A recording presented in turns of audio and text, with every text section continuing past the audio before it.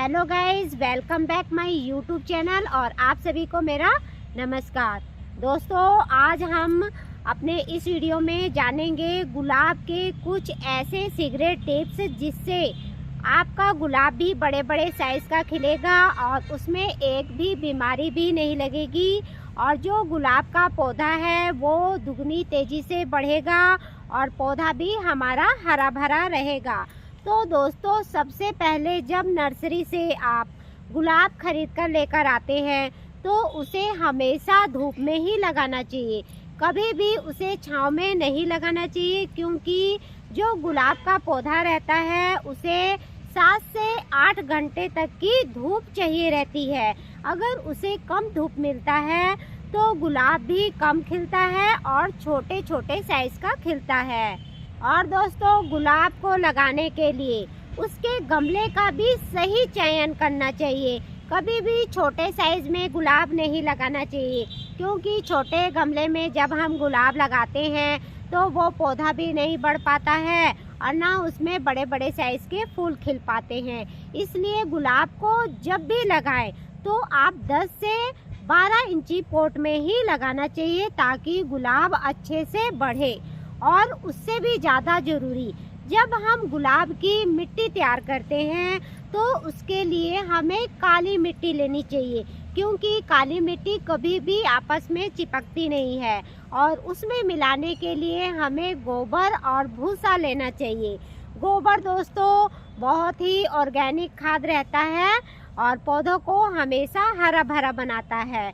और जो भूसा रहता है वो मिट्टी को भुरभुरा टाइप का रखता है और मिट्टी को कभी भी चिपकने नहीं देता है। इसलिए जब भी मिट्टी बनाएं तो आपको 60% मिट्टी और उसमें 20% गोबर खाद और 20% भूसा ले लेना चाहिए और मिक्स करके ही अपने गुलाब के पौधे को लगाना चाहिए। दोस्तों, जब गुलाब में ठंडी का दिन आता है तो बहुत ही कम पानी डालना चाहिए। अगर हम ज़्यादा पानी डालते हैं तो गुलाब का पौधा भी धीरे धीरे सूखने लगता है और मरने लगता है। लेकिन जब गर्मी का दिन आता है तो हमें गुलाब में कभी भी ज़्यादा पानी डालना चाहिए, क्योंकि गुलाब में गर्मी के दिनों में बहुत ही जल्दी पानी सूख जाता है। दिन में 2 बार पानी डालना पड़ता है ताकि गुलाब के पौधे में नमी बनी रहे। अगर दोस्तों हम गुलाब के पौधे में समय समय पर खाद नहीं डालेंगे तो उसमें फूल भी नहीं खिलेगा। देसी गुलाब तो खिल भी जाएगा, लेकिन जो हाइब्रिड गुलाब रहते हैं, डच गुलाब, टाटा गुलाब, चाइनीज़ गुलाब, वो गुलाब बिल्कुल भी नहीं खिलते हैं। उसमें समय समय पर खाद डालना ही पड़ता है और कटिंग भी करना पड़ता है। दोस्तों, गुलाब बहुत सी वैरायटी में मिलता है, लेकिन अगर आपको बिना कांटों वाला गुलाब चाहिए तो आप कश्मीरी गुलाब को लगा सकते हो। कश्मीरी गुलाब बहुत ही ज़्यादा गुच्छों में खिलता है और फूल भी भर भर के आते हैं और इसमें कांटे भी नहीं रहते हैं। और अगर आपको हाइब्रिड गुलाब चाहिए बड़ा वाला तो आप डच गुलाब लगा सकते हो। वो बड़े बड़े साइज़ का खिलता है और उसका जो फूल रहता है दोस्तों वो जल्दी बिखरता भी नहीं है और लंबे समय तक खिला ही रहता है। इसलिए ये गुलाब थोड़े महंगे मिलते हैं, लेकिन देखने में बहुत ही अच्छे दिखते हैं। और ये गुलाब दोस्तों अलग अलग कलर में मिल जाते हैं, मल्टी कलर में भी आ जाते हैं और ये सिंगल कलर में भी आते हैं और ये खिलते हैं तो बहुत ही सुंदर दिखते हैं। तो आप कोई सा भी गुलाब अपने घर में लगा सकते हो। आप लोगों को मैं एक गमले में पूरा ट्रीटमेंट करके बता देती हूँ। आपको भी अपने गुलाब में वैसा ही ट्रीटमेंट करना है, ताकि आपका गुलाब भी बड़े बड़े साइज़ का खिले। तो अगर दोस्तों आपके गमले की मिट्टी 6 महीने से ज़्यादा अगर हो गई है तो उसको आपको तुरंत रिपोर्टिंग कर देना चाहिए दूसरे गमले में, क्योंकि अगर मिट्टी ज़्यादा दिन की हो जाती है तो ये जो मिट्टी रहती है ये जम सी जाती है और जो पौधे का ग्रोथ रहता है दोस्तों वो रुक सा जाता है। इसलिए मिट्टी की रिपोर्टिंग करना बहुत ही ज़्यादा ज़रूरी रहती है। और जो भी दोस्तों गमले की मिट्टी है, अगर आपने अभी अभी लगाया है तो उसकी आपको कोड़ाई करते ही रहना चाहिए, कोड़ाई करने से मिट्टी उपजाऊ हो जाती है और पौधे की जड़ में दोस्तों हवा लग जाती है, इसलिए कोड़ाई की जाती है। जब दोस्तों आप गमले की कोड़ाई अच्छे से कर लेते हैं तो आपके गमले में अगर कम मिट्टी है तो आपको दोस्तों मिट्टी ऊपर से इसमें डाल देना है, क्योंकि कम मिट्टी के कारण भी गुलाब हमारा कम खिलता है और पौधे की ग्रोथ भी रुक सी जाती है। इसलिए नया मिट्टी आप अपने गुलाब में डाल देंगे और डालने के बाद इसमें आपको ये वर्मी कंपोस्ट डालना है। पूरी तरह से ऑर्गेनिक रहता है और पौधे की जड़ को मजबूत करता है और पौधे को भी हरा भरा बनाता है। तो इसको दोस्तों आपको एक मुट्ठी लेकर अपने गुलाब के चारों तरफ डाल देना है और ये बहुत ही अच्छा खाद रहता है अपने गुलाब के लिए।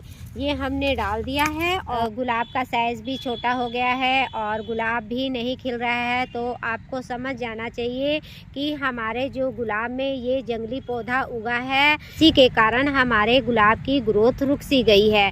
तो दोस्तों ये जंगली गुलाब है, इसके 7 पत्ते रहते हैं, यही इसकी पहचान है और ये हमेशा यहाँ जड़ के पास से निकलता है। मैं अपने हर एक वीडियो में बताती रहती हूँ, क्योंकि जो नए लोग हैं उन्हें भी पता होना चाहिए।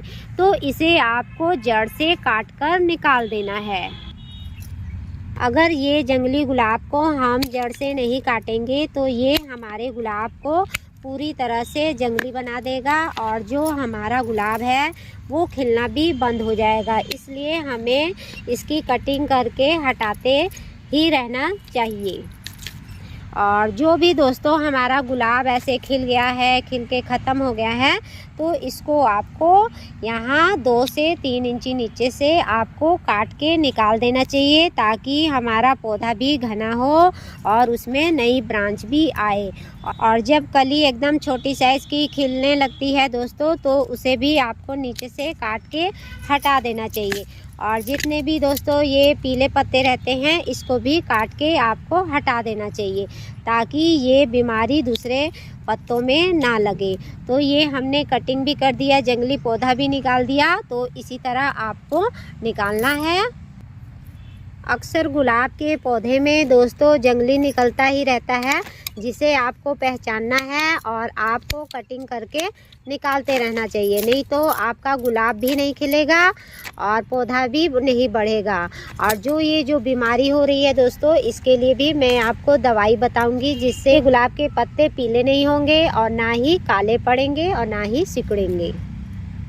जब गुलाब की कटाई छटाई पूरी कर लेते हैं और जिस दिन भी हमें गुलाब में फर्टिलाइज़र डालना रहता है, उस दिन आपको गमले को एकदम सूखा रखना चाहिए और उसमें पानी बिल्कुल भी नहीं डालना चाहिए। तभी जब हम खाद डालेंगे तो ये अच्छे से काम करेगा। उसके लिए ये देखिए, ये हमने मस्टर्ड केक लिया हुआ है। मस्टर्ड केक जो एकदम पुराना हो जाता है और एकदम सड़ा टाइप का हो जाता है, वही आपको लेना है। और उसका दोस्तों छोटा सा टुकड़ा लेके आपको गुलाब के जड़ से दूर आपको ऐसे दबा देना है और दबाने के बाद मिट्टी से ढक देना है। जो ये मस्टर्ड केक रहता है, इसमें बहुत अधिक मात्रा में पोटाश और फास्फोरस पाया जाता है, जो पौधे में, जो गुलाब में कलियां लाने में और फूल खिलने में बहुत ही ज़्यादा मदद करता है और इससे गुलाब बड़े बड़े साइज़ का भी खिलता है। इसे आपको किस हिसाब से डालना है ये भी मैं बताऊंगी, लेकिन उससे पहले जो गुलाब की बीमारी रहती है उसके लिए दवाई बताऊंगी। ये देखिए दोस्तों, ये आपका चूना है। चूना आपको दुकान में मिल जाएगा और आप 5-10 रुपए का ख़रीद लेंगे और इसे स्प्रे करेंगे तो आपके गुलाब में जितनी भी बीमारी लगी रहेगी वो ख़त्म हो जाएगी। लेकिन इसका ज़्यादा क्वांटिटी में स्प्रे नहीं करना रहता है, इसे बहुत ही कम क्वांटिटी लेना रहता है। अगर दोस्तों आपका 1 लीटर पानी है तो इसको दोस्तों आपको आधे चम्मच के हिसाब से ही डालना है। कम पौधे में डालना है तो दोस्तों आपको छोटे से गिलास में दोस्तों आधे से भी कम चम्मच डालकर तैयार कर लेना है और अपने गुलाब के पौधे में स्प्रे करना है। इस स्प्रे को आपको कभी भी 4 बजे के बाद ही अपने गुलाब के पौधे में करना है, तभी जाकर हमें अच्छा रिजल्ट देखने को मिलेगा। धूप में बिल्कुल भी स्प्रे नहीं करेंगे, नहीं तो ये अच्छा रिजल्ट देखने को नहीं देता है।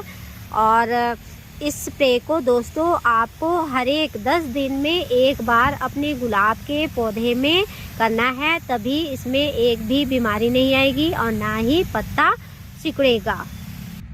और इस खाद को दोस्तों आपको हर एक 10 से 15 दिन में एक बार अपने गुलाब के पौधे में डालना है और डालने के बाद उसमें पानी ज़रूर डाल देना है, क्योंकि जब हम पानी डालेंगे दोस्तों तभी ये हमारे पौधे में अच्छे से काम करता है। इस बात का आपको ध्यान रखना है।